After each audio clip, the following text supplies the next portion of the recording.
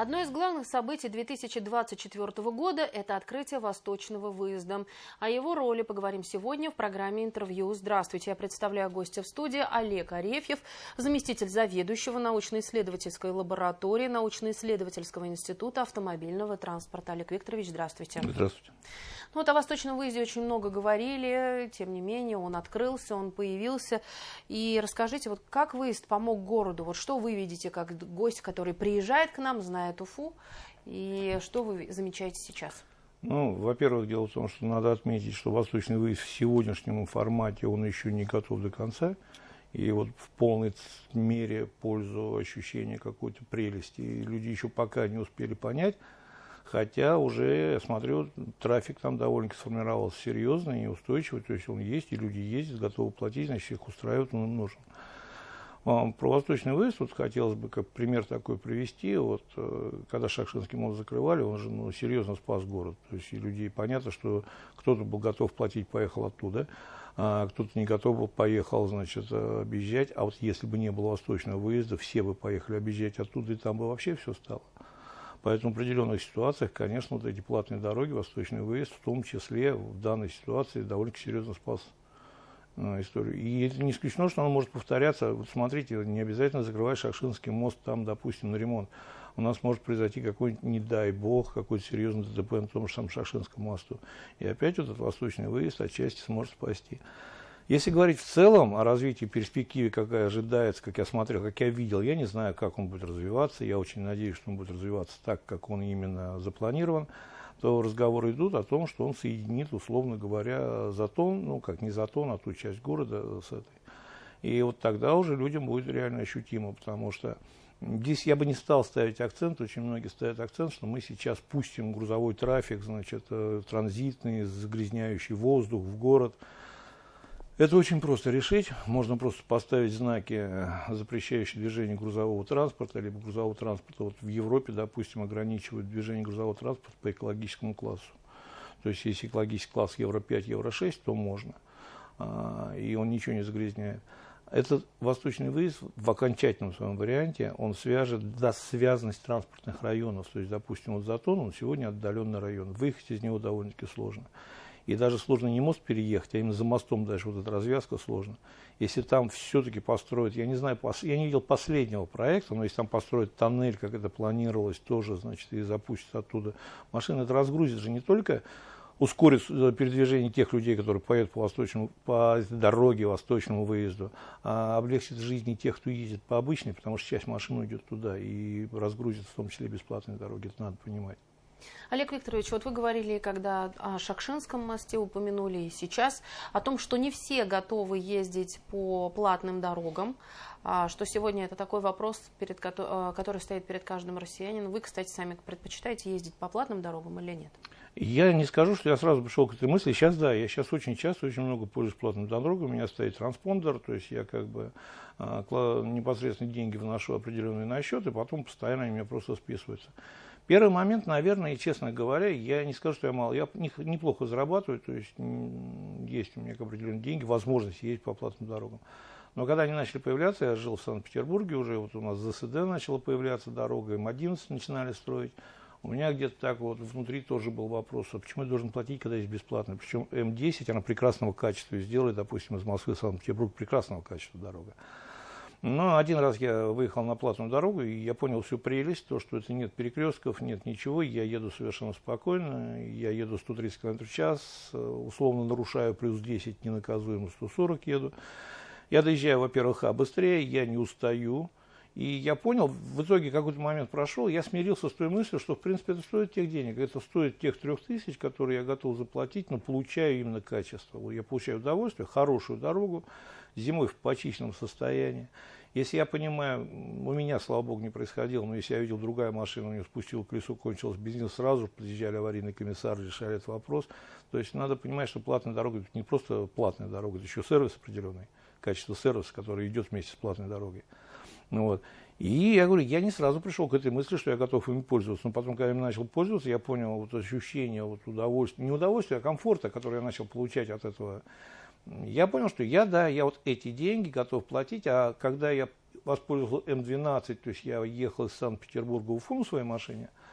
А обычно мне это занимало больше суток, если один за рулем, даже если не выходя из-за руля, то есть это занимало минимум где-то часов 30, а то и более. И при этом я приезжал уставший до такой степени, что в связи с тем возрастом я далеко не молодой, к сожалению. И я потом какое-то время лежал, отдыхал. Когда я проехал из Санкт-Петербурга до Уфы по платной дороге, проехал до Казани по платной дороге, дальше я ехал по бесплатной, и я доехал, во-первых, в совокупности около 20 часов всего, то есть меньше суток, намного я потратил. А во-вторых, я приехал не настолько уставший, то есть еще смог какие-то вопросы решать, что-то делать, работать. И еще раз говорю, мы же платим не просто за дорогу, мы платим за то, что мы едем быстрее, мы едем лучше, мы едем качественнее, мы едем безопаснее намного. Потому что на платных дорогах, конечно, тоже происходит ДТП, но если взять статистику в сравнении с любыми другими дорогами, конечно, их намного меньше, в разы, на порядке меньше. И эта официальная статистика публиковалась, я просто цифры не помню, не хочу никого обманывать. Поэтому еще раз. То же самое «Восточный выезд», я смотрю сейчас за их каналом, у них появился интересный канал, они постоянно публикуют, машина остановилась без бензина, машина остановилась, колесо спустила, подъехали аварийные комиссары, помогли. Если вы встанете на трассе М5, у вас спустит колесо и кончится бензин, к вам никто никогда не подъедет. И даже вы будете стоять руками махать, очень редко кто-то остановится. Поэтому платная дорога – это, конечно, сервис еще плюс. Но и опять же, мы должны понимать, что сегодня у нас все дорожает, сегодня у нас все начинает стоить денег. Если мы покупаем машину, нам никто не обязан ни бесплатной парковки, ни бесплатной дороги. Дороги для города, парковки для города, вообще это инфраструктура городская, она служит для развития движения города в целом, а не каждого отдельного жителя города. Это тяжело понять, потому что каждый считает, я купил машину, мне обязаны. Я живу проще, я живу в Санкт-Петербурге, у нас платные парковки, у нас платные дороги, у нас забиты дворы. У меня лично двор вообще без машин. Когда я переезжал в двор без машины, я тоже думаю, как же я буду жить, если я не могу машину поставить у подъезда. Смирился, мне сейчас удобно, я по-другому не понимаю как. Поэтому, когда «Восточный выезд» закончится, именно я очень надеюсь, что закончат, достроят до конца, но в первую очередь он, конечно, обеспечит поперечную связанность города. Сегодня она не обеспечена в принципе, ее нет практически. И я не думаю, что эти деньги, 100 рублей, давайте откровенно, это пачка сигарет сейчас, даже дешевле пачка сигарет. А если сравнивать с другими регионами, в которых есть платные дороги, насколько это великая цена, если соотносить ее, сравнивать? Если сравнивать, вообще практически бесплатно, честно вам скажу. Я так понимаю, что в Уфе, в Башкирии, когда запускали «Восточный выезд», просто именно такой, как называется, промо-акция, наверное, как в магазине, для начала, чтобы люди привыкли, почувствовали, поставили минимальную цену.